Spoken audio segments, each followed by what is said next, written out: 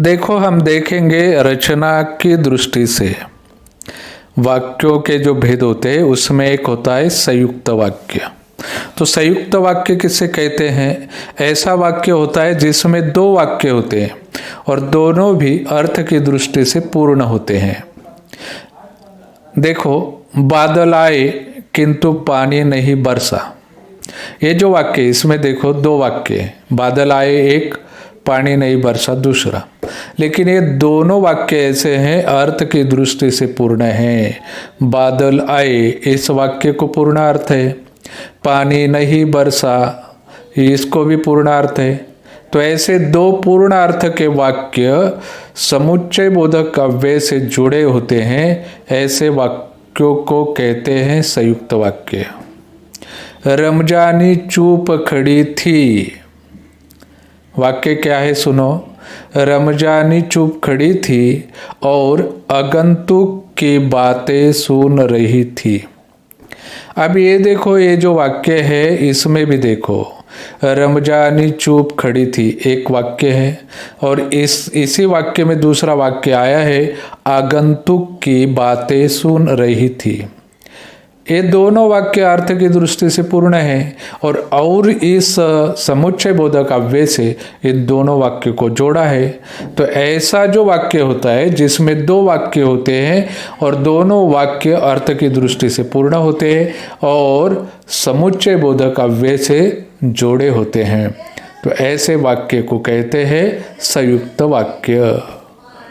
Dolphin मछलियाँ छोटी थी पर बच्चों को आनंद आया।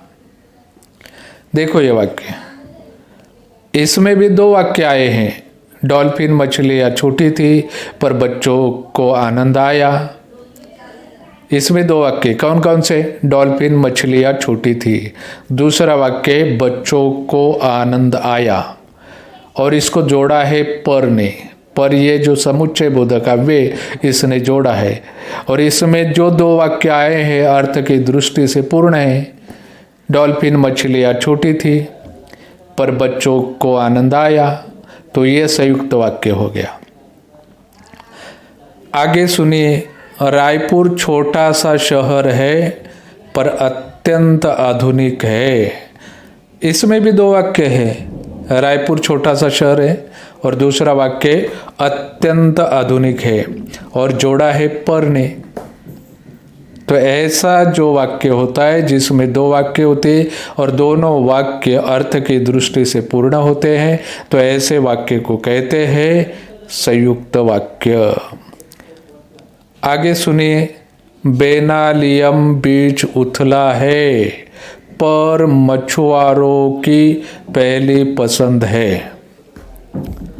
इसमें भी इस वाक्य में दो वाक्य आए हैं, एक है बेनालियम बीच उथला है और दूसरा वाक्य है मछुआरों की पहली पसंद है।